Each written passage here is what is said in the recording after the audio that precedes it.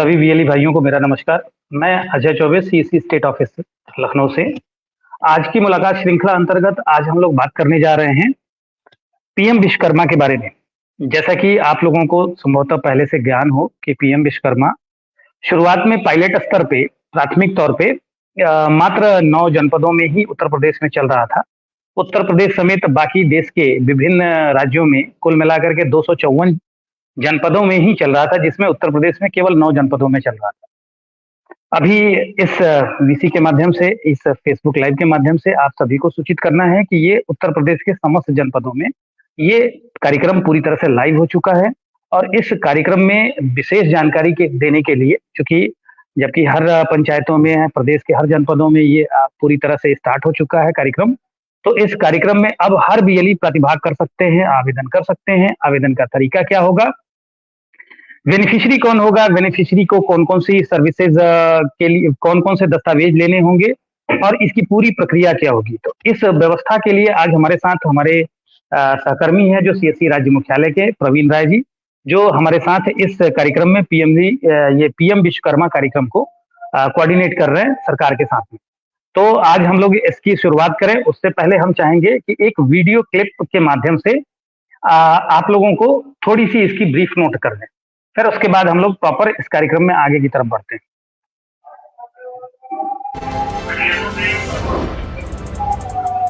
जो परंपरागत कौशल्य से रहने वाले लोग, जो औजार से और अपने हाथ से काम करने वाला वर्ग है, हमारे सुथार हो, हमारे सोनार हो, हमारे राजमिस्त्री हो, हमारे कपड़े धोने वाले काम करने वाले लोग हो, हमारे बाल काटने वाले भाई बहन परिवार हो, ऐसे लोगों को एक नई ताकत देने के लिए विश्वकर्मा जयंती पर विश्वकर्मा योजना लॉन्च करेंगे।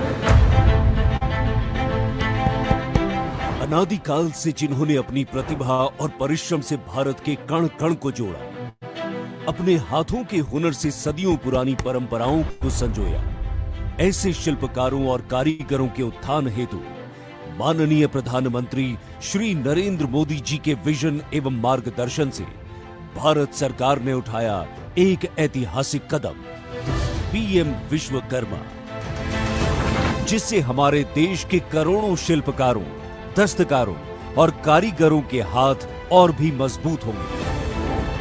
इस योजना के अंतर्गत 18 प्रकार के शिल्प एवं व्यवसाय चिन्हित किए गए हैं।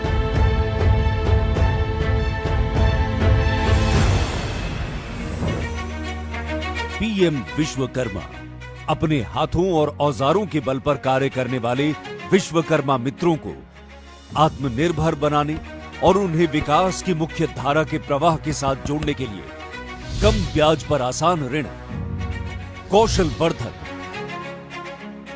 विपणन सहायता जैसे लाभ दिए जाएंगे।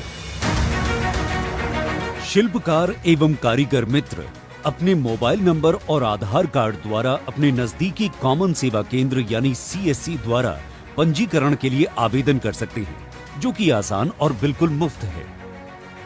पहले चरण में आपके आवेदन का गांव की पंचायत या शहरी स्थानीय निकाय के अधिकारी द्वारा वेरिफिकेशन किया जाएगा तथा वेटिंग के लिए जिला कार्यान्वयन समिति के पास भेजा जाएगा, जिसमें जिला अधिकारी एवं उद्योग केंद्र के अधिकारी होंगे। इसके बाद हर प्रदेश में बनी स्क्रीनिंग समिति, जिसमें एमएसएमई तथा स्थानीय बैंक के अधिकारी होंगे, वेटेड आवेदनों का अनुमोदन करेगी। आवेदन के वेरिफिकेशन, वेटिंग और अनुमोदन पर पंजीकरण की प्रक्रिया पूरी हो जाएगी और विश्वकर्मा मित्रों को इसके लाभ मिलने शुरू हो जाएंगे। सफल पंजीकरण पर विश्वकर्मा मित्रों को एक सर्टिफिकेट तथा आईडी कार्ड दिया जाएगा, जो विश्वकर्मा मित्रों को पहचान एवं उचित सम्मान दिलाएगा। इसकी अधिक जानकारी के लिए pmvishwakarma.gov.in या अपने नजदीकी कॉमन सेवा केंद्र पर संपर्क करें। दशकों तक नहीं गया जिन पर किसी का ध्यान, अब हर उस वंचित का होगा उत्थान।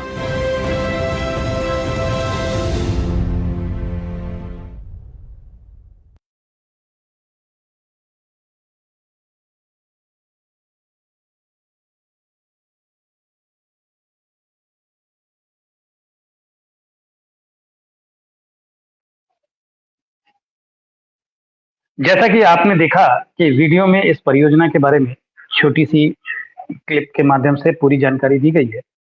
अब हम थोड़ा सा आगे इस पे एक एक पहलू पे चर्चा करेंगे, और चर्चा करने से पहले मैं एक बार सभी बीएलई भाइयों से निवेदन करूंगा कि अपने प्रश्न को चैट बॉक्स में लिखेंगे। हम लोग एक एक व्यक्ति का जो रेलेवेंट आज की चर्चा को लेकर के जो प्रश्न होंगे उस प्रश्न का हम लोग जवाब देंगे। तो शुरुआत करते हैं कि इस परियोजना की शुरुआत सीएससी के माध्यम से 9 जिले से शुरू हुई उत्तर प्रदेश में, और अभी ये वर्तमान में समस्त 75 जनपदों में आरंभ हो चुकी है।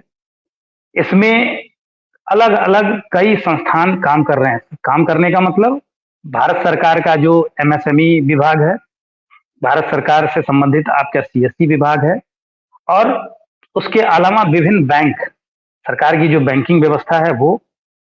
अब थोड़ा सा ये करने से पहले एक बार हम बात करेंगे प्रवीण से कि प्रवीण आप अपना इसके बारे में थोड़ा सा ब्रीफ जानकारी दें कि लाभार्थी को क्या फायदा होगा, क्या होगा, वो सारी चीजें। तो क्या इसके लिए पीपीटी चलाएंगे हम लोग कि आप ऐसे ब्रीफ नोट पहले देंगे? पहले एक ब्रीफ नोट दे लीजिए, उसके बाद हम लोग आगे की बात करते हैं। चलिए हाँ। सभी बीएलई भाइयों को मेरा नमस्कार। आज की चर्चा में पीएम विश्वकर्मा योजना के संबंध में हम बात करने जा रहे हैं। इसमें आप सभी का हार्दिक स्वागत है आज के इस टॉपिक में।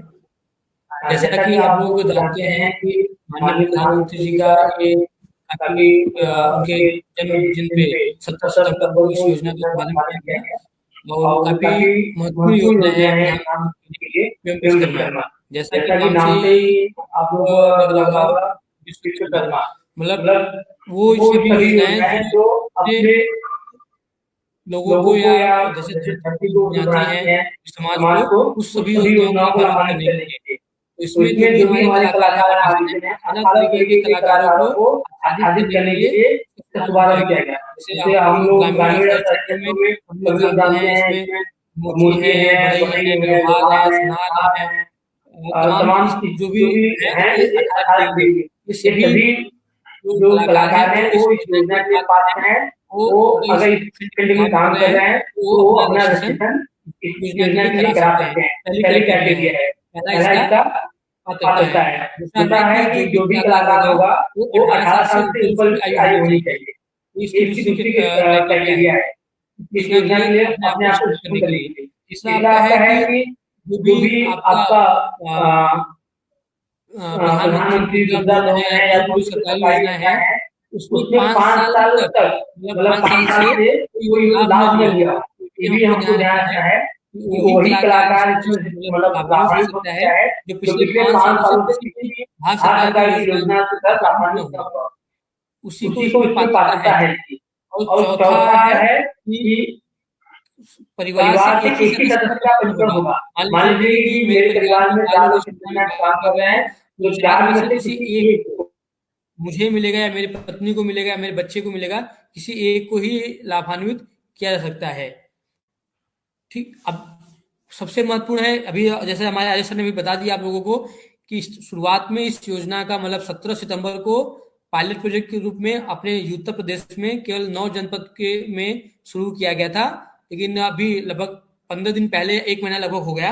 अब पूरे 75 जनपद में फुल फ्लैश रूप से सभी ग्रामीण क्षेत्रों में भी और शहरी क्षेत्रों में भी इसका पंजीकरण शुरू हो गया है। तो जिसमें अपने बीएलई भाइयों को सभी कलाकारों का रजिस्ट्रेशन करना है, इसके लिए उनको कमीशन मिलेगा। उसके बाद उनको मोबिलाइज करके रजिस्ट्रेशन करने के बाद कुछ स्टेप हैं। अब मैं उसमें थोड़ा सा आपको ब्रीफ कर दूं, अभी पीपीटी चला देंगे आपको कि कैसे रजिस्ट्रेशन करना है और उनका कैसे करना है और प्रधान का कैसे आपको ऑनबोर्डिंग करना है, ये भी अभी आपको बता दिया जाएगा अभी इसी सत्र में।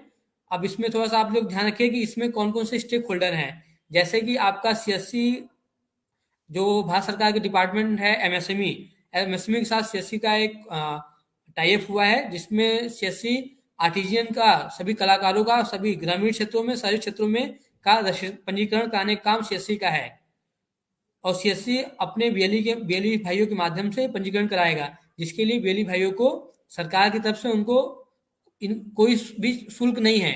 लोग आपको भी पता है, मैं फिर से बता दूं, पंजीकरण करने का कोई भी शुल्क नहीं है, आपके वैलेट से 1 रुपए भी नहीं कटेगा। बल्कि इनका पंजीकरण करने के लिए आपको पैसे ही मिलेंगे सरकार के द्वारा, और पैसे मिलेंगे वो क्या है वो भी मैं बता दूंगा कितना आपको कमीशन मिलने वाला है। जब आप पंजीकरण करने के बाद क्या होगा कि आपको आप संबंधित ग्राम प्रधान का भी आपको ऑनबोर्डिंग करना है। जो अगर ग्रामीण क्षेत्र है तो प्रधान का करना है, और शहरी क्षेत्र है तो शहरी क्षेत्र में आप जानते होंगे कि ईओ होता है सभी जगहों पे, चाहे वो नगर पालिका हो या नगर पंचायत हो या नगर निगम हो, तो वहां पे ईओ एक अपॉइंट होते हैं। तो ईओ का आपको ऑनबोर्डिंग नहीं करना है, क्योंकि उनका ऑनबोर्डिंग जो भी आपका एसबीएम स्वच्छ भारत मिशन के अंदर उनका आईडी पासवर्ड बना हुआ है, उसी को यूज करते हुए आपको उनको लॉगिन केवल करना है। लॉगिन करेंगे और लॉगिन करने के बाद क्या होगा कि जो आर्टिजन का रजिस्ट्रेशन हुआ है उसका उसको अप्रूवल प्रधान देंगे कि संबंधित आदमी उन्हीं के गांव से है, गांव का रहने वाला है। ये अप्रूवल प्रधान करेंगे और शहरी क्षेत्रों में आपका ईओ साहब करेंगे, जो अधिशासी अधिकारी होते हैं वो करेंगे शहरी क्षेत्रों में। तो ये उसका आप लोग विशेष ध्यान रखिएगा। उसके बाद जब इनका अप्रूवल होने के बाद जिले स्तर पे कमेटी है, राज्य स्तर पे कमेटी है, वो अप्रूवल मिलता है जिसको हम बोलते हैं सेकंड स्टेज और थर्ड स्टेज। जब इनको थर्ड स्टेज का अप्रूवल मिल जाता है तब आपके ही अभी लाइव हो गया है जो भी बीएलई भाई का आईडी बना हुआ आईडी अपने हैं, उस आईडी पे सभी कलाकारों की सूची उनको मिल जाएगा, दिखेगा उनके आईडी पासवर्ड पे कि कौन से बीएलई भाई, कौन से आर्टिजियन कलाकार हमारे प्रशिक्षण के लिए एलिजिबल हो गए हैं, पात्र हो गए हैं, जिनका प्रशिक्षण करा सकता है। प्रशिक्षण कराने के लिए भारत सरकार की एक संस्था है जिसको हम बोलते हैं NSDC, national skill development council. ये भारत सरकार की एक संस्था है जिसका काम है प्रशिक्षण दिलवाना। हम कोऑर्डिनेट करेंगे किंतु प्रशिक्षण उसी संस्था के माध्यम से दिलाया जाएगा और मोबिलाइज करना हमारा काम है, जिसमें आप कलाकार को उसके घर से मोबिलाइज करके उनको समझा बुझा के सेंटर पे भेजेंगे। इस काम के लिए भी आपको कमीशन दिया जाएगा, और ये कमीशन तभी आपको मिल पाएगा दोनों केसों में, रजिस्ट्रेशन करने के बाद भी और उनको मोबिलाइज करने के बाद भी। जब आपका कलाकार आर्टिजियन जिसका आपने रजिस्ट्रेशन किया है उस सेंटर पे जाकर अपना पंजीकरण करवा देगा पहले दिन, उसका वहां पे केंद्र पे प्रशिक्षण के दिन रजिस्ट्रेशन हो जाएगा, तब आपका कमीशन दोनों चरण का, पहला रजिस्ट्रेशन का 64 रुपए और दूसरा मोबिलाइजेशन का, मतलब आपको टोटल 128 रुपए मिलने वाले हैं बिना मतलब 1 रुपया आपका खर्च हुए भी। क्या वेबसाइट वो पीपीटी आप साथ में चला रहे हैं कि अभी ओवरव्यू? नहीं, अभी वो रिव्यू था, अब है ठीक है। तो अभी हम थोड़ा सा आपको और ब्रीफ स्टार्टिंग पीपीटी के माध्यम से, हाँ मैं आपको बता दूं कैसे आपको पहले आर्टिजियन का अपने कलाकार का रजिस्ट्रेशन कैसे करना है। आप लोग को स्क्रीन पे दिख रहा होगा, आप अपने पोर्टल पे जाएंगे, ये आपका है pmvishwakarma.gov.in, इस पे जाएंगे, देखिए आप दाहिने तरफ कॉर्नर पे लॉगिन का पेज आ रहा है। लॉगिन के पेज पे आपको दो दिख रहा होगा, एक ई श्रम दिख रहा होगा, एक आर्टिजियन रजिस्ट्रेशन दिख रहा है। तो आप ई श्रम पे क्लिक करेंगे तो आपको आएगा कि कितने कलाकारों का आपने रजिस्ट्रेशन कर दिया, उसकी डिटेल आएगी। पहला डैशबोर्ड आ जाएगा अपना सीएससी का, जिसमें आप अपने लॉगिन आईडी पासवर्ड डालते हैं। उसके बाद आपको दूसरा पेज खुल जाएगा जिसमें आपको क्या दिखने लगेगा कि कितने कलाकारों का आपने रजिस्ट्रेशन किया पहले में, जब आप इस समय खोलेंगे। दूसरा आपको क्लिक करेंगे किसका, आर्टिजियन का रजिस्ट्रेशन का, न्यू आर्टिजियन रजिस्ट्रेशन, उस पर क्लिक करेंगे तो आप फिर आपका आएगा दूसरा मतलब स्क्रीन खुल के आएगा अपने सीएससी का, सीएससी सेवा सीएससी डिजिटल का, जिसमें आप लॉगिन करेंगे अपना आईडी पासवर्ड से। उसके बाद आ जाएगा आपका रजिस्ट्रेशन यूजर, रजिस्ट्रेशन यूजर पे आप क्लिक करेंगे। इसमें ध्यान दीजिएगा आपका 2 चेकबॉक्स बना हुआ है जिसमें आपको नो क्लिक करना है, ये आप ध्यान रखिएगा, आपको नो क्लिक करना है दोनों पे। उसके बाद आगे प्रोसेस पे कर देना है। प्रोसेस से सबसे पहले आएगा कि आपका आधार वेरिफिकेशन। अब आधार वेरिफिकेशन में ध्यान रखिएगा कि मोबाइल नंबर जरूर लिंक होना चाहिए, क्योंकि ओटीपी जाएगा तभी आप कर पाएंगे। और एक बात इसमें मुझे और बताना है आपको कि मान लीजिए कि मेरे पास आधार नहीं है बट मेरे परिवार में किसी के पास आधार है, तब भी आप रजिस्ट्रेशन कर सकते हैं। मेरे पिताजी के नाम पे, मेरे माताजी के नाम पे भी रजिस्ट्रेशन हो सकता है। अगर किसी परिवार में आधार नंबर नहीं है किसी व्यक्ति का, तो उसके परिवार के किसी सदस्य का भी के आधार से रजिस्ट्रेशन हो सकता है। इस चीज का भी आप लोग ध्यान रखिएगा। फिर आपका जैसे आपको पता ही है, जब आप डालेंगे तो आधार वेरिफिकेशन के लिए ओटीपी जाएगा, ओटीपी आप इसमें डालेंगे, आप स्लाइड देख रहे होंगे। फिर आपको आएगा कुछ पर्सनल डिटेल पूछेगा कि आपका नाम ये सब ध्यान रखिएगा कि आधार से जब है तो आधार में जो नाम लिखा हुआ है उसी नाम को आप लोग यहाँ पे एंट्री कीजिएगा, और नहीं तो फिर वो मिसमैच होगा तो फिर बाद में प्रॉब्लम आएगी। इस बात का विशेष ध्यान रखिएगा। ग्रामीण क्षेत्र वाले भी ध्यान रखिएगा कि ग्रामीण क्षेत्र का ही चयन करें, शहरी क्षेत्र है तो शहरी क्षेत्र का चयन करें, क्योंकि आपको पता है कि इनमें जो इनका अप्रूवल होगा वो डिफरेंट माध्यम से हो रहा है, शहरी का अलग हो रहा है, ग्रामीण का अलग हो रहा है।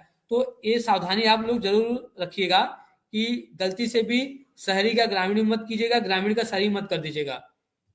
ठीक है, नेक्स्ट स्लाइड में क्या है, फैमिली डिटेल डाल आपको भरना है कि कहाँ, मतलब उसके परिवार में कौन कौन रहने वाला है। उसके बाद आधार नंबर से ही एड्रेस ले लेगा, ये आप देखिए ध्यान रखिएगा। जैसे अभी परसों एक मेरे पास फोन आया था, मैं आपको बता दूं, प्रतापगढ़ से, जिनमें पहले जो आधार में उनका आधार बना था वो मुंबई की एड्रेस बना था, महाराष्ट्र पे। ठीक, अब वो आ गए थे प्रतापगढ़, तो अब जब उनका पंजीकरण हो रहा है तो प्रतापगढ़ के एड्रेस पे तो वो रजिस्ट्रेशन नहीं हो पाएगा, उसमें कुछ समस्याएं आएंगी। तो इसके लिए क्या करना पड़ेगा, आपको भी पता है कि आपको उनका पहले आधार सही कराना पड़ेगा, उसके बाद ही आप नया रजिस्ट्रेशन कर सकते हैं। तो इन सभी बातों का आप विशेष ध्यान रखिएगा, ठीक है, कि कैसे आपको करना है आपको भी। ठीक है, फिर नेक्स्ट स्लाइड देखिए, जो आधार एड्रेस ऑटोमेटिकली ले लेगा।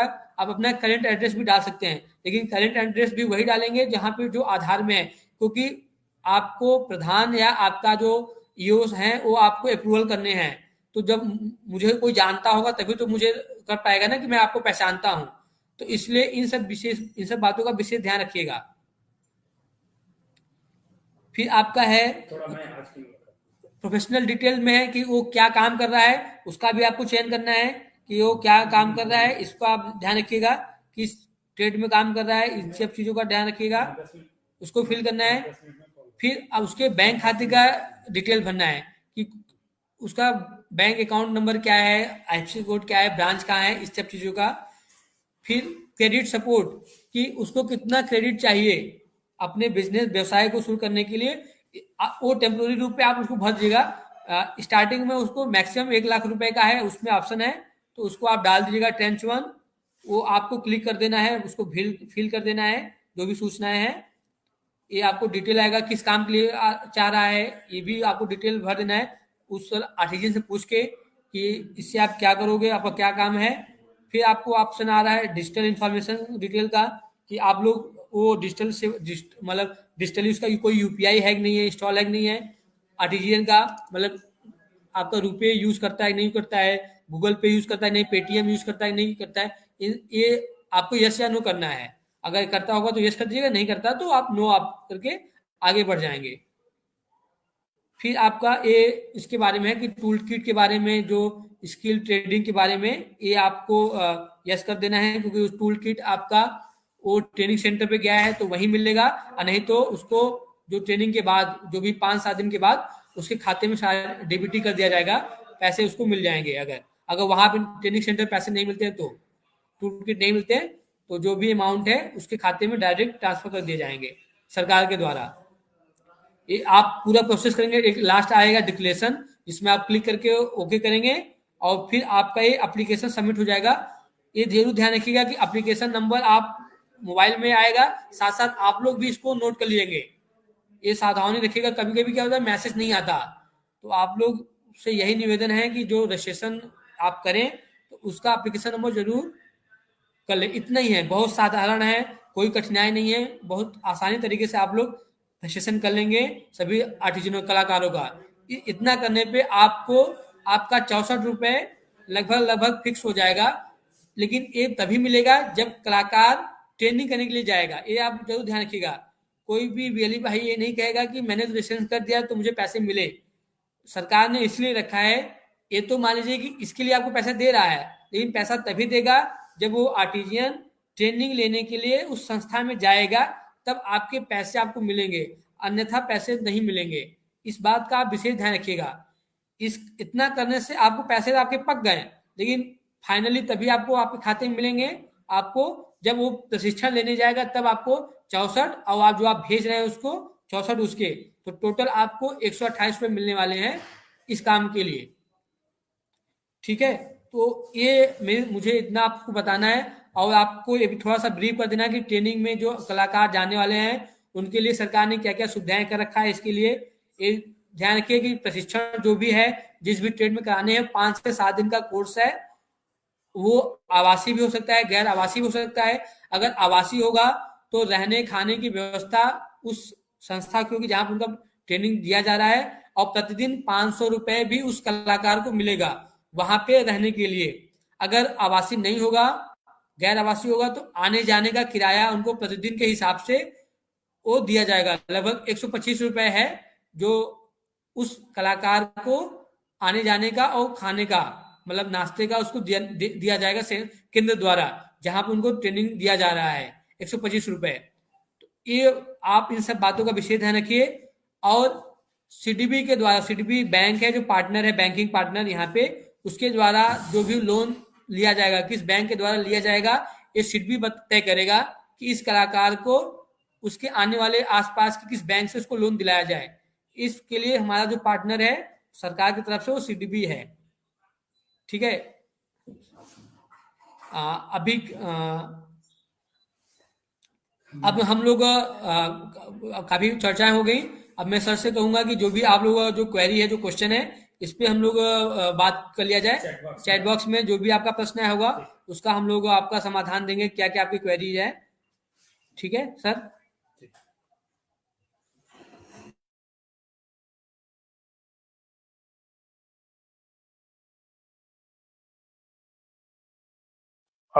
अपना म्यूट कर लीजिएगा।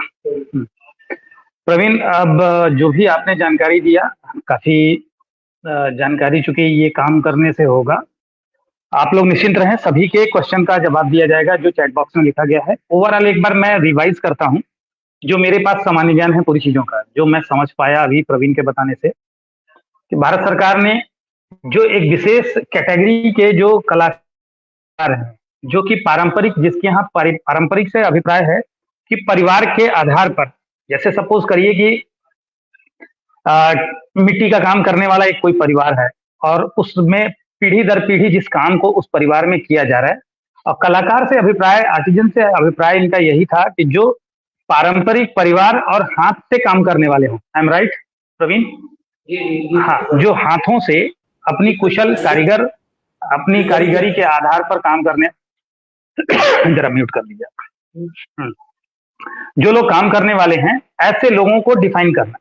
आज के डेट में देखिए, सरकारी कोई भी आवेदन आता है तो प्रसाद की तरह हर व्यक्ति को तत्काल फॉर्म भरना शुरू कर देता है, जबकि वो पात्र है नहीं है, इस चीज को हमें ध्यान देने की जरूरत है। क्योंकि मैं अगर ये आपको आज की वीसी में लेकर के बात कर रहा हूं तो मेरा उद्देश्य है कि हम चीजों को पहले खुद से समझें, क्योंकि भारत सरकार ये अच्छी तरह से जानती है कि सीएससी एक ऐसी व्यवस्था है जो गांव में लोग रहते हैं, गांव के लोग ही इस पूरी व्यवस्था को चलाते हैं, तो आप अच्छा खासा चीजों को जानते हैं। अगर आपको ये काम दिया गया है करने के लिए, मैं एक बार स्क्रीन पे चीजें कुछ ले रहा हूं, अगर आपको ये जिम्मेदारी दी गई है तो ये जिम्मेदारी इसी आशय के साथ दी गई है कि आप इन सब चीजों को समझ पाएंगे। प्राइमरी लेवल पे ही अनावश्यक लोगों को बाहर कर देंगे, प्राइमरी लेवल पे ही आप जो अवांछित लोग हैं, जो इसके लिए पात्र नहीं है, उन लोगों को आप बाहर कर देंगे। तो ऐसे सोच के साथ आपको ये आवेदन की जिम्मेदारी दी गई और हम लोगों ने भी इसी सोच के साथ आपको ये आवेदन के लिए लिया। आप यहाँ स्क्रीन पे देखेंगे तो कुछ कैटेगरी, 18 प्रकार की कैटेगरियां बनी हैं और उनके अंदर अलग अलग और सब कैटेगरी भी हो सकती है। बात करें कारपेंटर, गांव की भाषा में हम बोलते हैं बढ़ई, तो जो लकड़ी कास्ट उद्योग से संबंधित जो लोग हैं उनको इसमें शामिल किया जाएगा। लेकिन मैं पेशे से, परिवार से, जाति के आधार पर या जैसे भी हो, मैं एक ब्राह्मण प्रजाति का हूँ, परिवार का हूँ, जाति का हूँ, और मैंने कोई कारपेंटर की दुकान खोल लिया तो मैं इसका पात्र नहीं हो सकता, ये ध्यान रखिएगा। क्योंकि मेरे पिताजी पूजा पाठ काम किया करते थे, या पारिवारिक जो हमारी काम था वो कास्ट का नहीं था, लकड़ी का कार्य नहीं था, लेकिन हमारे हमने जो है फर्नीचर का दुकान लगा लिया, शॉप लगा लिया, तो हम इसके लिए पात्र नहीं हो सकते। ठीक उसी तरह से दूसरी जो कैटेगरी है, नाव बनाने वाले, मल्लाह प्रजाति के लोग या वैसे जो कुछ होते हैं, अस्त्र बनाने वाले, अस्त्र शस्त्र बनाने वाले। अब अस्त्र शस्त्र को मतलब बंदूक की फैक्ट्री में काम करने वाले कतई नहीं हो सकते। ठीक है। लोहार कैटेगरी में बहुत सारे ऐसे होते हैं जो खुरपी, कुदाल, फावड़ा ये सब बनाते हैं, तो वो एक तरीके से वो औजार ही है। ठीक है। लोहार हो गए, लोहार में भी एक आपका जैसे कि कैटेगरी होती है ताला बनाने वाले, हथौड़ा और टूल किट निर्माता, सुनार जो स्वर्णकार का काम करते हैं, विशेषकर जो पारंपरिक होते हैं। मतलब यहाँ बताने का मेरा ये पूरा बताने का है कि जो पारंपरिक होते हैं ये फिल्टर आउट आप लोग पहले से ही करें। उल्टे सीधे आवेदन करने के बाद आप लोगों की अपेक्षाएं बढ़ेंगी। आप सोचोगे कि हमने 500 आवेदन कर दिया तो 500 के बदले हमको पैसे मिलने हैं। तो यहाँ पे सरकार ने हमें स्पष्ट किया है और हम भी आपके कुशलता को यहाँ मान के चलते हैं कि आप पहले ही राउंड में लोगों की पात्रता को आप खुद से फिल्टर आउट करेंगे। सुनार हो गया, कुम्हार हो गया, मूर्तिकार हो गया, मोची हो गया जो चमड़ा से संबंधित काम करते हैं, राजमिस्त्री हो गए। अब राजमिस्त्री में अगर बात करें तो राजमिस्त्री में वो सिर्फ नहीं होते जो राजमिस्त्री की जो सीमेंट और गारे का काम करते हैं, जो मेन मिस्त्री होते हैं, उनके साथ लगे हुए जो लेबर क्लास होते हैं वो भी उस कैटेगरी में आते हैं। ठीक उसी तरह से डलिया, चटाई, झाड़ इत्यादि बनाने वाले हो गए, पारंपरिक गुड़िया खिलौना बनाने वाले हो गए, नाई हो गए, जो नाई कहीं कहीं भाषा में हजाम कहते हैं या नाई कहते हैं, मालाकार हो गए। मालाकार मतलब जो माली होते हैं, शादी विवाह में परंपराओं में आप देखते होंगे कि जो एक माली बुलाया जाता है, हाँ, कुम्हार बुलाए जाते हैं। पारंपरिक जो लोग होते हैं जिनके यहाँ पीढ़ी दर पीढ़ी इस पेशे से और इस रिवाज के साथ वो जुड़े रहते हैं, धोबी हो गए, दर्जी हो गए, मछली का जाल इत्यादि बनाने वाले हो गए। तो यहाँ ये चीज आप लोगों को विशेष तौर पे ध्यान रखना है। मैं फिर से रिक्वेस्ट करूंगा सभी बीएलई से, क्योंकि देखिए आप सभी लोग संवेदनशील व्यक्ति हैं, अपने जहां भी क्षेत्र में हैं, आप लोगों की वजह से सीएससी का नाम होता है और सीएससी हर जगह तक, हिंदुस्तान के हर कोने कोने तक पहुंच चुकी है। तो ये पहुंच चुकी है, बहुत बड़ी बात नहीं है। बहुत बड़ी बात है कि इस पहुंचने के साथ ही एक बहुत बड़ी जिम्मेदारी हमारे आपके बीच में आ जाती है। वो जिम्मेदारी को हमें यहाँ पूरा करना है और पूरी निष्ठा के साथ करना है। सीएससी विभिन्न छोटे बड़े काम लेकर के आपके बीच में आ रही है, तो क्वालिटी सर्विस देना बहुत ज्यादा जरूरी है हम लोग के लिए। ये आप लोगों को एश्योर करना है। सिस्टम बड़ा है, काम बड़ा है, तो उसमें चीजों को विभिन्न माध्यमों से आपको एक दूसरे को पकड़ना पड़ेगा, एक दूसरे का सहयोग लेना देना पड़ेगा। तो इसमें जो समझ में आया कि पहले कि हमें आवेदन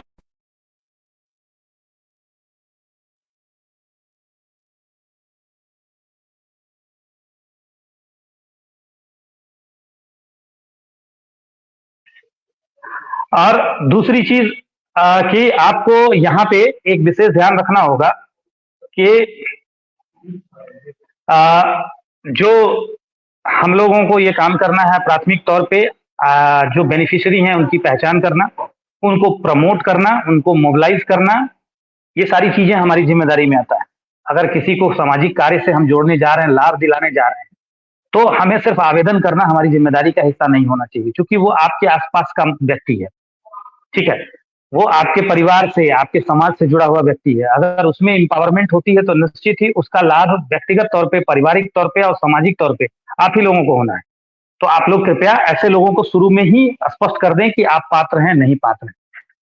दूसरा पॉइंट आता है कि जब आप आवेदन करते हैं तो आवेदन करने के लिए डिजिटल सेवा पोर्टल का इस्तेमाल होगा। आप डिजिटल सेवा पोर्टल पे आएंगे, वहां पे उस व्यक्ति को आवेदन करेंगे। आवेदन की प्रक्रिया इस वेबसाइट पे पूरा, मैं चाहूंगा कि थोड़ा सा एक बार पूरी वेबसाइट को आप अपनी स्क्रीन पे लीजिए, शेयर करिए। हाँ, उसमें जा करके शेयर में आपको टैब शेयर करने का होगा, वो टैब शेयर करके या इंटायर स्क्रीन करके शेयर करिए, ताकि वीएलईज को पता चले कि कहाँ पे ट्रेनिंग मटेरियल है, सारी चीजें उसमें दी गई। आपको कहीं से किसी की मदद की जरूरत ही नहीं है। हाँ, कुछ चीजें होंगी, हम लोग आपस में चर्चा करते रहेंगे और आप लोगों को बताते भी रहेंगे। अभी FAQ में आप लोग लिखिएगा तो आप लोगों के अभी प्रश्नों का जवाब दिया जाएगा। तो मेरा यहाँ ये कहना है कि आप लोग आवेदक को आवेदन कराएंगे, साथ ही साथ आवेदन करने के साथ साथ उस आवेदन को वेरीफाई करने की एक 3 लेवल की प्रक्रिया है। ग्रामीण क्षेत्र के लिए ग्राम प्रधान और हाँ, अभी मैंने यहाँ से किया नहीं है ना, हो जाए कर दे ये कर, थोड़ा मैं जब तक बात कर लूं। जैसे कि आपको पहले ये वेबसाइट पे कुछ चीजें हैं, ये अभी प्रवीण दिखाएंगे, फिर हम लोग आगे की बातचीत करेंगे, क्योंकि बातचीत का ही ये चर्चा का ही विषय है। तो आप लोग यहाँ पे पहले प्रवीण को सुन लें कि ये वेबसाइट है और वेबसाइट पे क्या क्या प्रधानमंत्री के ये जो वेबसाइट है पीएम विश्वकर्मा की, क्या क्या चीजें कहाँ पे कैसे हैं, थोड़ा सा आप हटिए।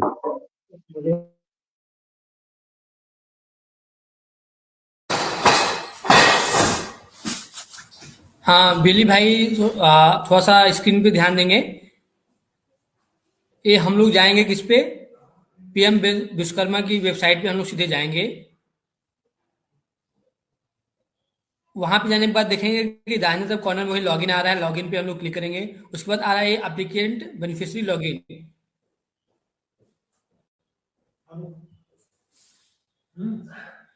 इस पे जैसे हम लोग क्लिक करेंगे,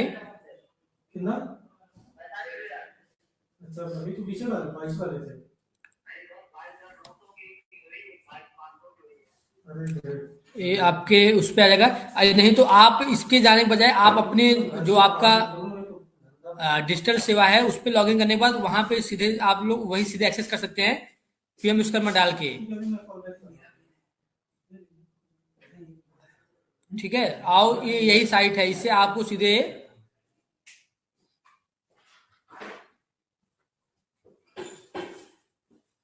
अपना कर सकते हैं, कलाकारों का रजिस्ट्रेशन कर सकते हैं। ये देखिए आ रहा है ना सीएससी लॉगिन से, यहाँ से इस पे ज्यादा फोकस मत करो, उस पे ज्यादा नॉलेज पोर्टल और सारी चीजें जो है टैग है उसके। ठीक है, देखिए ये आपका उसी में आ रहा है कि नॉलेज सेंटर। यहाँ पे जो चौथा स्लाइड है ये हिंदी में भी आ जाएगा। आप लैंग्वेज देखिए, ये देखो कॉर्नर में दाहिने तरफ सबसे ऊपर आ रहा, लिख के आ रहा है लैंग्वेज, भाषा। भाषा आप बदल देंगे हिंदी या इंग्लिश, वो चेंज हो जाएगा। जैसे अभी देखिए इंग्लिश आ रहा है, मैं अभी बदल दूंगा तो हिंदी हो जाएगा।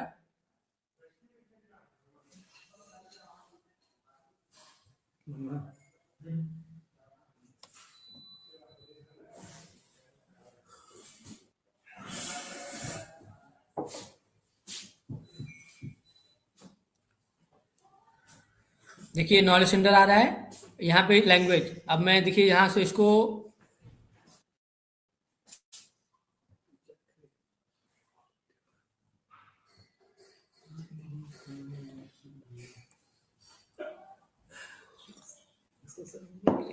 अब देखिए इसमें कुछ वीडियो है, वह गैलरी है, आप ई बुक है, आप चाहे वीडियो भी दे सकते हैं। ई बुक में आप देख लीजिए, ई बुक में खोलता हूँ। ई बुक में आपका है कि कैसे ये देखिए ये पीएम विश्वकर्मा स्कीम के बारे में है। इसमें देखिए दो महत्वपूर्ण चीजें हैं जो आपको करना है। एक तो रजिस्ट्रेशन करना है कलाकारों का, दूसरा क्या करना है, ग्राम प्रधानों का ऑन बोर्डिंग।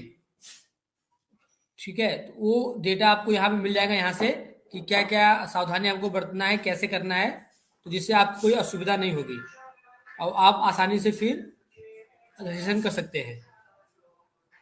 ठीक है, ये सारी सूचनाएं आपको यहाँ से मिल जाएंगी। अब हम आपका दो क्वेरी देखते हैं कि क्या क्या आपका क्वेरी है।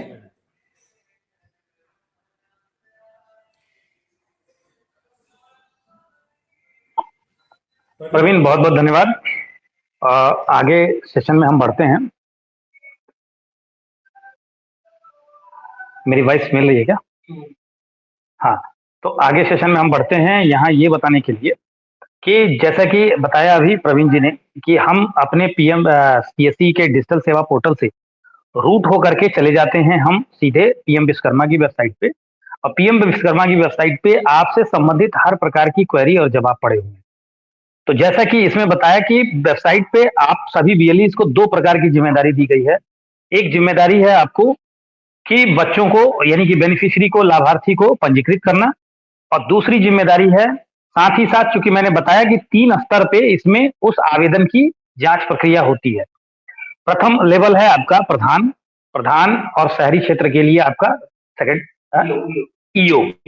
ठीक है, एग्जीक्यूटिव ऑफिसर जो होता है ईओ नगर पंचायत का, वो उसकी जांच करता है। और पे हमारा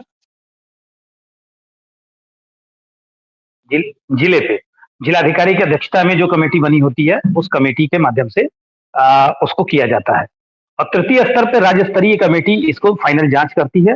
जांच करने के बाद आवेदक का सूची तत्काल संबंधित, चूंकि देखिए इस योजना का जो पूरा औरा है सरकार का, कि ऐसे जो पारंपरिक कलाकार हैं, सरकार की मंशा समझिएगा आप लोग, कि ऐसे जो पारंपरिक कलाकार हैं जो पीढ़ी दर पीढ़ी अपने परिवार से सिखाई गई और सीखी गई कला को, कौशल को लेकर के अपना इस्तेमाल करते हैं, बचा के धरोहर के रूप में रखे हुए हैं।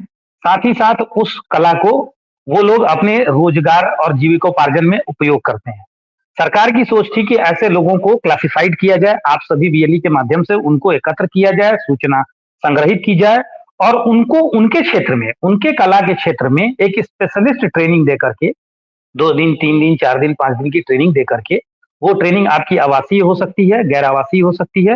वो प्रशिक्षण देने के बाद उनको, अब देखिए 2 चीज सरकार ने किया कि आप सभी के माध्यम से उनको क्लासिफाइड किया, एक जगह एकत्र किया, उनकी सूचना एकत्र किया, उनको वेरीफाई किया, वेरीफाई वास्तविक कला वास्तविक सूचना अपने इस प्रोग्राम के लिए इस्तेमाल किया। और प्रोग्राम में की जो पहलू हैं, वो पहलू ये है कि सर्वप्रथम इनको ट्रेनिंग देना, ट्रेनिंग देने के बाद कुछ बजटियल प्लान भी किया सरकार ने कि उनके संबंधित जो उनकी जो टूल किट्स इत्यादि हैं, उनको कुछ शुरू में 15-1 हजार रुपए का उनको बजट दिया। ट्रेनिंग के बाद ट्रेनिंग कराया, बजट दिया, जिससे कि वो लोग अपने काम को कुछ कौशल ढंग से करने के लिए और अच्छे ढंग से करने के लिए नए औजार खरीद सके। साथ ही साथ फिर उसके बाद उनको अपने रोजगार और व्यवसाय को आगे बढ़ाने के लिए जो एक डैमेज फ्री लोन होता है, कोलेटरल फ्री लोन होता है, जिसमें किसी प्रकार की कोई बंधक नहीं रखी जाती है, ठीक है, और वो सिक्योर लोन उनको दिया। देने के लिए बैंकों को सूचना दे दी, बैंक उनको बुला करके लोन देने के लिए आज के डेट में तैयार है। और हमारे पास यूपी में करीब 200 से के करीब में कैंडिडेट इस समय मोबिलाइज हो चुके हैं। लगभग 200 कैंडिडेट इस समय प्रशिक्षण ले रहे हैं। जैसा कि मैंने बताया कि 9 जनपदों में हम लोगों ने शुरू कर दिया है। 2-3 जनपदों में, 3 जनपदों में हम लोगों ने प्रशिक्षण एज में आ गए। अभी आप लोगों की जो प्राइमरी जिम्मेदारी होगी कि कैंडिडेट को वेबसाइट पे रजिस्टर कराना, वास्तविक कैंडिडेट को, और साथ में उस अपने आसपास के क्षेत्र के ग्राम प्रधानों को उनकी केवाईसी करके, क्योंकि उनका भी यूजर क्रिएट करना है। यूजर क्रिएट करने की पूरी गाइडलाइन अभी प्रधानों की बताई नहीं है ना आपने, ठीक है, प्रधानों की गाइडलाइन वो वीडियो क्लिप मोड में है, उसको हम लोग वहीं चला देंगे। तो प्रधानों की वेबसाइट, उनकी यूजर क्रिएट कराना, यूजर जब क्रिएट हो जाती है तो उसमें चूंकि केवाईसी लगता है, तो उसके लिए सरकार ने ये जिम्मेदारी आप लोगों को दी है कि आप लोग प्रधानों की मदद करें। बहुत से जनपदों में डीपीआरओ के पास आदेश जारी हो चुके हैं। जिला जो पंचायती राज अधिकारी हैं, पंचायती राज अधिकारी से एडीओ पंचायत और बीडीओ को खबर जा रही है। आप लोग संबंधित पंचायतों को, कई जनपदों में मुझे खबर आई कि इनके कैंप लगा लगा के ब्लॉक मुख्यालय पे और इकट्ठा ही उनका बनाया जा रहा है। तो आप लोग कैंप लगा के मदद करिए, और चूंकि मदद करेंगे तो इस कार्य के लिए और आपके रजिस्ट्रेशन के लिए, ये दोनों चीजों के लिए आपको जिम्मेदारी दी गई है। अब आते हैं नेक्स्ट फेज में कि जब आपके बच्चे का वेरिफिकेशन हो गया, आवेदन वेरीफाइड हो गया, तो वेरीफाइड हो जाने के बाद उस आवेदन को सरकार क्या करती है कि वो डेटाबेस में आपके डिजिटल सेवा पोर्टल पे आ जाता है और दिखने लगता है। आप अपने कैंडिडेट को डिफाइन कर सकते हैं कि उसका आवेदन का स्टेटस अप्रूव हो गया, तो आपको अपने होगा जिस स्पेशलिटी के तहत वो बच्चे को आपने पंजीकृत किया था। यहाँ पे आपकी ड्यूटी होगी कि उसको मोबिलाइज करना। मोबिलाइज इन द सेंस उस कैंडिडेट को समझाना कि यहाँ से 5-7 किलोमीटर, 10 किलोमीटर दूर जहां भी प्रशिक्षण केंद्र है, उसको आपको बताना है कि वहां जाके आपको प्रशिक्षण लेना है। प्रशिक्षण लेने के दौरान के लिए भी कुछ मॉनिटरिंग बेनिफिट रखी गई है क्या कैंडिडेट के लिए? 500 रुपए प्रतिदिन ये रखी गई है, ठीक है। तो ये कुछ क्वेश्चंस आएंगे, जैसे मैं अभी बीच में पूछ रहा हूँ कि ये रखा गया है, तो चूंकि ये मुझे जानकारी है, फिर भी मैं आपकी तरफ से ये सवाल यहाँ पे इस मॉनिटर पे रखने की कोशिश कर रहा हूँ। अच्छा, ये पर डे जो होगा ये एक साथ मिलता है या सेम डे वो प्रशिक्षण केंद्र देता है? नहीं, सेम डे नहीं देगा, वो भी नहीं देगा, डेबिट होगा, डेबिट होगा, डीबीटीएल होगा। डायरेक्ट उसके अकाउंट में जाएगा। जो डेटाबेस आप देंगे यहाँ पे आवेदन करते समय जो बैंक अकाउंट लगाई जाती है उसी में ये आपके जाएंगे। ठीक है, तो अभी हम यहाँ तक जो मैंने बताया कि आवेदक की आवेदन की जिम्मेदारी हमारी है, संबंधित ग्राम प्रधान आसपास के उनकी जिम्मेदारी हमारी है, आवेदक को ट्रैक करना, ट्रैक करने के बाद जब वो अप्रूव हो जाता है तो संबंधित प्रशिक्षण केंद्र तक भेजे जाने की जिम्मेदारी हमारी है। जब वो संबंधित प्रशिक्षण केंद्र में आवेदक जा करके रजिस्टर हो जाएगा तो आपके स्टेटस में दिखाई देगा कि वो वहां पे प्रशिक्षण केंद्र में आवेदक पहुंच गया है। यहां से हमारे ये 3 कामों की एक पूरी प्रक्रिया कंप्लीट हो जाती है। क्योंकि अगर एक ग्राम पंचायत में 5 बीएलए हैं तो पांचों प्रधान की तो केवाईसी नहीं करेंगे, उसकी आईडी नहीं बनाएंगे, कोई एक व्यक्ति ही बनाएगा। तो इसके लिए एज सच कोई हमारे पास मॉनिटरिंग अमाउंट नहीं रखा है, ये मदद है, इसके लिए कोई फीस निर्धारित नहीं है। बाकी कैंडिडेट को रजिस्टर करना और कैंडिडेट को मोबिलाइज करना यानी कि प्रशिक्षण केंद्र तक भेजे जाना, ये आपकी जिम्मेदारी का हिस्सा है, जिसके लिए एक अमाउंट आपको एक हैंडसम अमाउंट निर्धारित किया गया है जो आपको दिया जाएगा। तो ये सारांश है पूरी योजना का। और आप खुद सोच के निकलें कि जब आपके कॉमन सर्विस सेंटर से भेजे गए 10-15 लाभार्थी को, 20 लाभार्थी को जब कोई लाभ मिलेगा तो ये सामाजिक रूप से आपके लिए कितना बड़ा प्रतिष्ठा का विषय बनेगा कि उसके अपलिफ्टमेंट में, उसकी लाइवलीहुड में आपने एक बहुत अच्छा योगदान दिया सरकार के साथ मिलकर के। तो नो डाउट ये एक बहुत नोबल काज है। आप लोग इस काम को, हमें पूरा विश्वास है, एक जिम्मेदारी के साथ और बहुत अच्छे ढंग से करेंगे।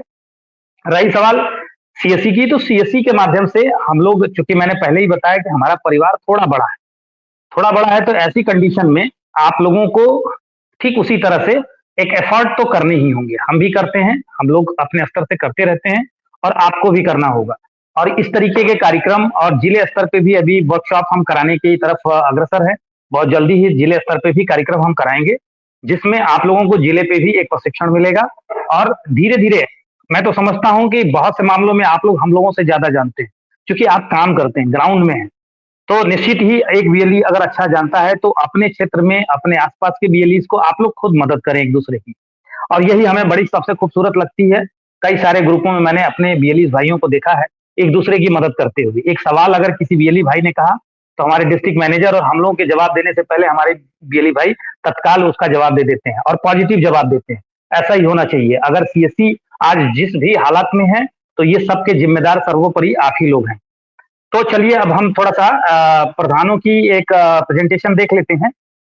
मेरी समझ से एक वीडियो क्लिप के मोड में मेरे पास है प्रधान। हाँ ठीक है, ग्राम प्रधान की वीडियो क्लिप है हमारे पास, कैसे रजिस्टर करें वो देख लेते हैं। उसके बाद फिर हम लोग प्रश्नोत्तरी कार्यक्रम में आते हैं।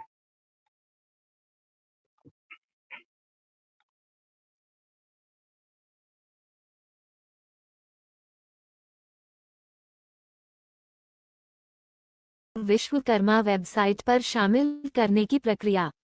वेबसाइट https://pmvishwakarma.gov.in/ खोलें और लॉगिन ड्रॉप डाउन पर क्लिक करें।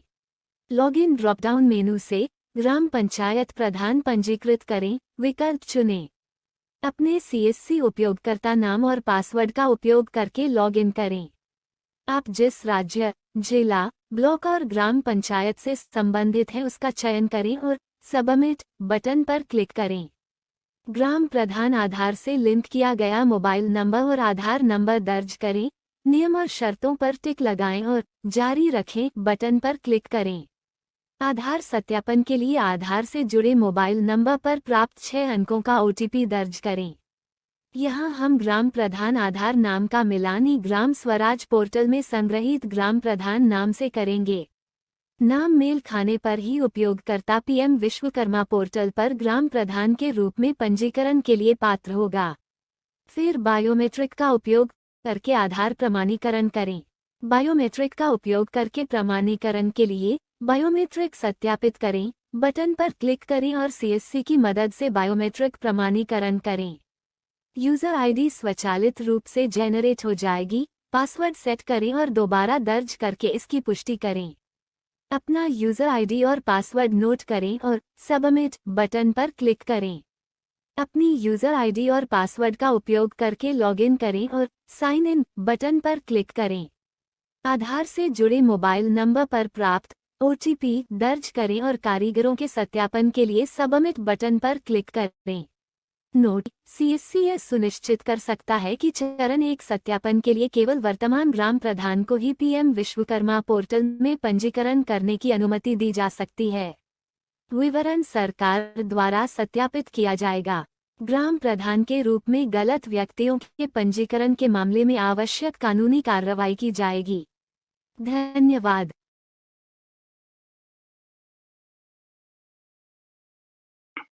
जैसा कि आपने देखा, ये बहुत सरल प्रक्रिया है, क्योंकि सरकार के पास ऑलरेडी समस्त ग्राम प्रधानों का वैध मोबाइल नंबर और नाम है ग्राम स्वराज पोर्टल पे। उस पोर्टल पे चूंकि आप यहाँ से जब आवेदन करेंगे तो उसी आवेदन का सूचना वहां पे फेच होगी और उस फोन नंबर पे OTP जाएगा जो प्रधान का होगा उस पंचायत के लिए। गांव के नाम का चयन थोड़ा सावधानी से करने की जरूरत होगी। जैसे मान लीजिए कि एक ब्लॉक है, एक ब्लॉक में 2 रामपुर हैं, तो कौन सा रामपुर है ये ध्यान से देखना होगा। इसकी जरा सावधानी से, नहीं तो पता चला कि रामपुर दूसरे वाले रामपुर का दूसरे वाले का प्रधान का हो गया, तो इसमें थोड़ी सी दिक्कत आएगी। लेकिन फिर भी ये सही होगा। ऐसे कुछ अगर हालात होंगे तो आप CSC डिस्ट्रिक्ट मैनेजर के माध्यम से, प्रवीण के माध्यम से इसको खबर करेंगे, बैकएंड से उसे डिलीट करा दिया जाएगा, फिर से आप आवेदन कर सकते हैं। अब थोड़ा सा हम लोग सवाल जवाब पे आते हैं। सवाल जवाब पे आप पहला सवाल लेते हैं। आरिफ हैं, ये पूछते हैं कि CSC क्षेत्रों का शहरी क्षेत्रों का होगा कि नहीं, कृपया बताने का कष्ट करें। प्रवीण, आप जवाब दीजिए।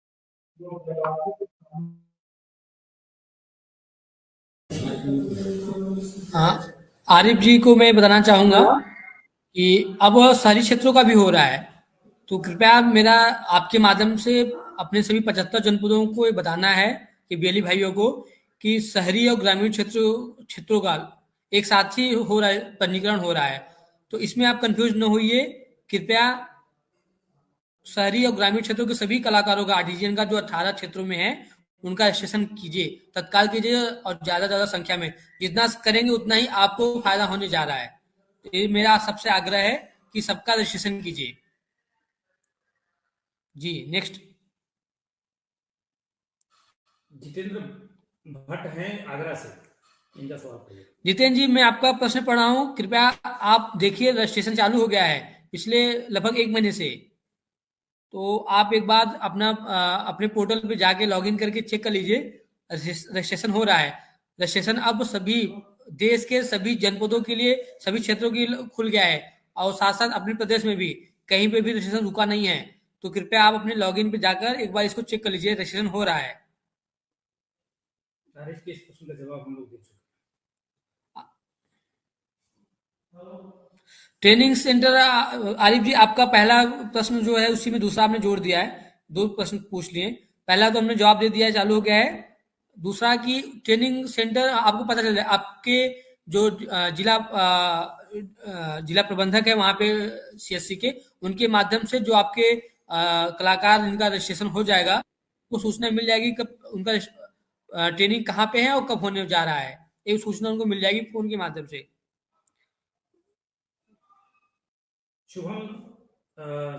शुभम जी सवाल कर रहे हैं कि आवेदन करने में URL मांग रहा है। व्हाट इज URL को? नहीं, ऐसा कुछ नहीं मांग रहा है। एक बार आप फिर से देखिए, नहीं तो मेरा नंबर आप अपने जिला प्रबंधक के माध्यम से, मैं भी नंबर बोल रहा हूँ, आप मुझसे अपना प्रॉब्लम शेयर कर सकते हैं। ऐसा कोई URL नहीं मांगा जा रहा है जिसमें जो आप पूछ रहे हैं। बहुत आसान रजिस्ट्रेशन है, मुश्किल से 5-10 मिनट लगना है, बस बहुत आसानी से हो जा रहा है। देखिए, आप आवेदन PM विश्वकर्मा की वेबसाइट से करने से बजाय आप CSC के माध्यम से जाएंगे तो वहां आपको ये मिलेगा, क्योंकि आप CSC सेंटर चलाते हैं, आप CSC के माध्यम से भरें। हाईटेक क्या है ये? कहीं नहीं जमा करना है हितेश अली जी, आप ये ध्यान रखिए। ऑनलाइन रजिस्ट्रेशन करें, कहीं जमा नहीं करना है। उससे जब आपका फॉर्म सबमिट हो जाएगा तो ऑटोमेटिक वो जो कंसर्न डिपार्टमेंट है वहां पहुंच जाएगा। आपको कहीं भी इसका प्रिंट आउट निकाल के नहीं देना है। आप केवल रजिस्ट्रेशन नंबर आप नोट कर लीजिए, और जो भी आर्टिजियन है, कलाकार है, चाहिए तो उसको प्रिंट आउट निकाल के दे दीजिए। रजिस्ट्रेशन नंबर उसके पास होना चाहिए बस, और कहीं प्रिंट आउट लेकर कहीं जमा नहीं करना है। सब कुछ ऑनलाइन प्रोसेस में है, ठीक है। सभी आपके माध्यम से मुझे सभी BLE भाइयों को बताना है कि कहीं भी प्रिंट आउट निकाल के कहीं भी देना नहीं है, और सब कुछ निःशुल्क है, कहीं कोई पैसा नहीं लगना है। अच्छा, सुशील कुमार का सवाल है कि BLE भाई भी अपने किस कैटेगरी में? BLE भाई आप लोग कलाकार नहीं है, पारंपरिक, ठीक है। जो 18 कैटेगरी बताई है उसमें आप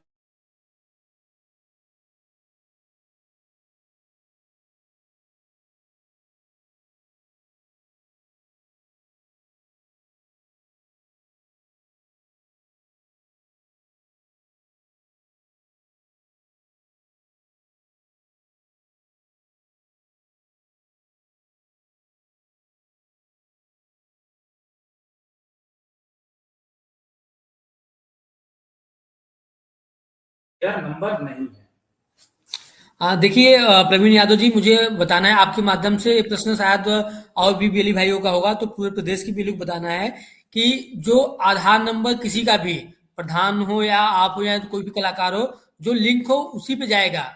हो सकता है कि प्रधान जी को वो नंबर याद नहीं हो, अब जो पुराना नंबर रहा हो उस पर ओटीपी जा रहा हो, तो अगर फिर भी ऐसी समस्या आ रही है कि नहीं, फिर भी किसी दूसरे पे आ रही है, तो एक बार आप उसका स्क्रीनशॉट लेके अपने जिला प्रबंधक के माध्यम से मुझे भेज दीजिए, जिससे मैं उसको बैकएंड दिल्ली भेज के इसको दिखवा लेता हूँ। बट ये ध्यान रखिए कि जो मोबाइल आधार से लिंक है उसी पे ओटीपी जाएगा। जनरली यही होता है, कभी भी ऐसा नहीं होता कि नंबर कोई और किसी और नंबर पे ओटीपी चला जाए, ऐसा होता नहीं है। ठीक है, ये श्याम बाबू जी का प्रश्न है कि पीएम विश्वकर्मा योजना में अगर राशन कार्ड ना हो तो आगे नहीं। नहीं, राशन कार्ड नहीं है तो और भी ऑप्शन होते हैं आधार पे, बट राशन कार्ड उन्होंने अनिवार्य रखा है, मतलब अनिवार्य नहीं रखा है, राशन कार्ड भी रखा है, क्योंकि इससे आपके पता चलेगा कि परिवार में कितने लोग हैं, इसलिए रखा गया ration card, but ration card अनिवार्य नहीं है। ठीक है श्याम बाबू जी, ठीक है। अगला, एक सेकंड,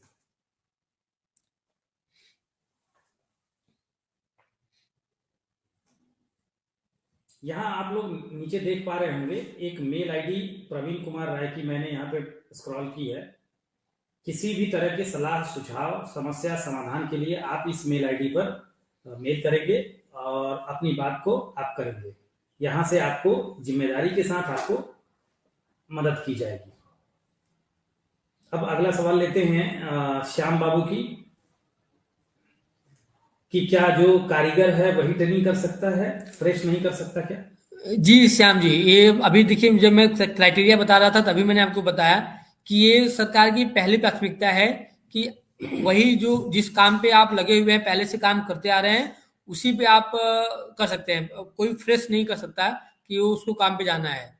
ये पीएम विश्वकर्मा का सबसे खास मतलब फीचर है इस योजना का, कि जो मैं परंपरागत से काम कर रहा हूँ उसी में मुझे प्रशिक्षण मिल सकता है और तभी मैं अप्लाई कर सकता हूँ। कोई अगर मैं सोचूं आज मैं, मान लीजिए मुझे सोचना कि मैं आपसे बढ़ई का काम करूंगा, तो ऐसा संभव नहीं है, तो नहीं हो सकता। ठीक है, ये ध्यान रखिएगा सुनील जी। अगला ये सुनील शुक्ला जी पूछते हैं कि रजिस्ट्रेशन के बाद ट्रेनिंग कॉल की जानकारी कैसे होगी? सुनील जी, रजिस्ट्रेशन करने के बाद जो ये वेरिफिकेशन का काम होता है, फर्स्ट पहले चरण में, दूसरे चरण में, तीसरे चरण में, इस होने के बाद टेलीफोन के द्वारा हमारे जिला प्रबंधक या जो ट्रेनिंग सेंटर जहां ट्रेनिंग होना है वहां के लोग उनको फोन से खुद ही उपलब्ध कराएंगे कि आपका ट्रेनिंग लगाया जा रहा है इस तारीख को, यहाँ पे आपको आना है 5 दिन के लिए या 7 दिन के लिए। ये सारी सूचनाएं आपको समय रहते ही, ट्रेनिंग से 1 हफ्ते पहले ही आपको सूचना कर दी जाएगी, 1 हफ्ते या 3-4 दिन पहले ही। इस जानकारी हम आपको खुद उपलब्ध करा देंगे जिसकी ट्रेनिंग आपका कब और कहाँ होने जा रहा है। ठीक है सुनील जी, ऐसे ही सभी के लिए, ये 75 जनवरी के लिए मैं बता रहा हूँ। सुनील जी का जो प्रश्न है वो वाजिब है, इसकी सूचना सीएससी ही आपको बताएगा फोन के माध्यम से। अच्छा, एक सवाल आ रहा है सोनू कुमार जी का, इसका सोनू कुमार जी जवाब सोनी कुमार जी, हाँ, कि जो वेरीफाई की जो सिस्टम बनी हुई है, इसका एक टैगलाइन बना हुआ है कि इतने दिनों तक अगर वेरीफाई नहीं होगा तो ऑटो वेरीफाई की व्यवस्था है, थोड़ा क्लियर करो। हाँ, सोनी जी, ये जान रखिए कि सब ऑनलाइन ही है, कोई भी ऑफलाइन प्रोसेस नहीं है, सब ऑनलाइन है। तो ग्राम प्रधान का भी वेरिफिकेशन ऑनलाइन ही होना है। ये सब ध्यान रखिए, सभी बेली भाई ध्यान रखिए, इस योजना में कहीं भी ऑफलाइन कोई स्कोप नहीं है, चाहे वेरिफिकेशन हो, कुछ भी हो, एनीथिंग, वो सब कुछ ऑनलाइन है। अगर मुझे आप नहीं भी जानते हो तब भी मेरा काम हो जाएगा, इसीलिए सरकार ने ऐसा रखा है कि कोई वो ना है कि आप, मैं आपको जानता हूं तब मैं आपको रखूं, इसलिए इस पे आप भूल जाइए कि ऑफलाइन नाम का कोई चीज नहीं है, इसमें सब कुछ ऑनलाइन है इसमें। ठीक है,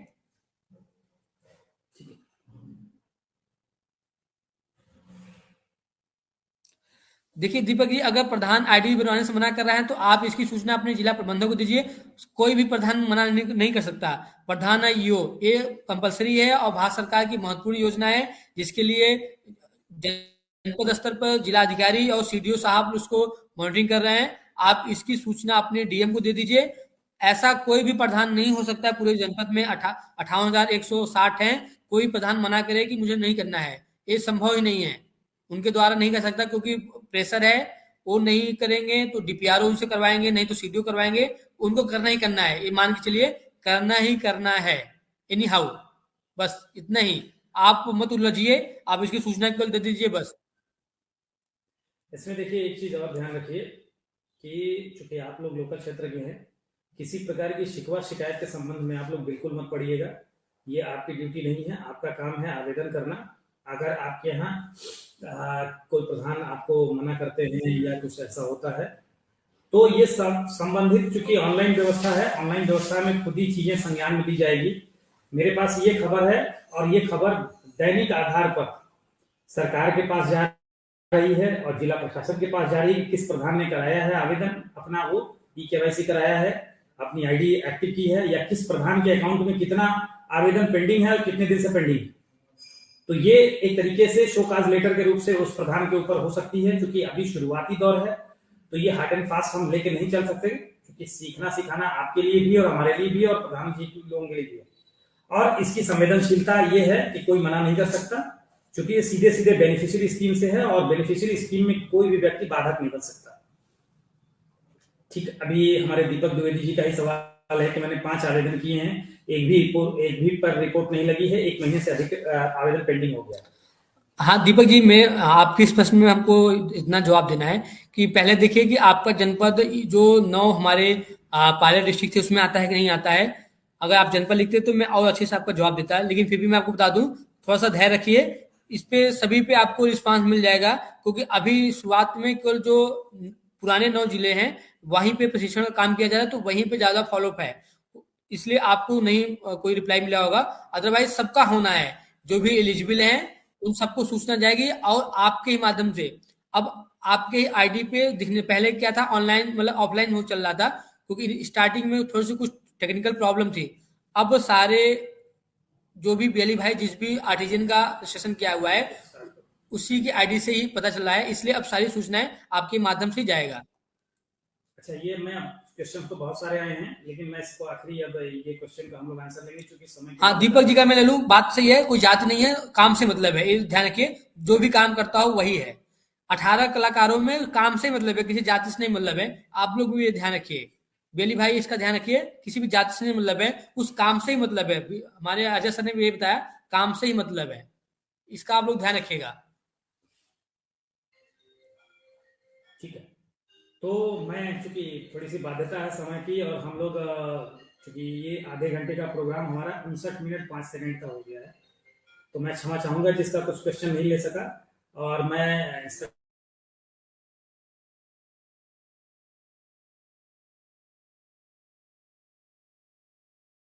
जवाब आप दे देंगे।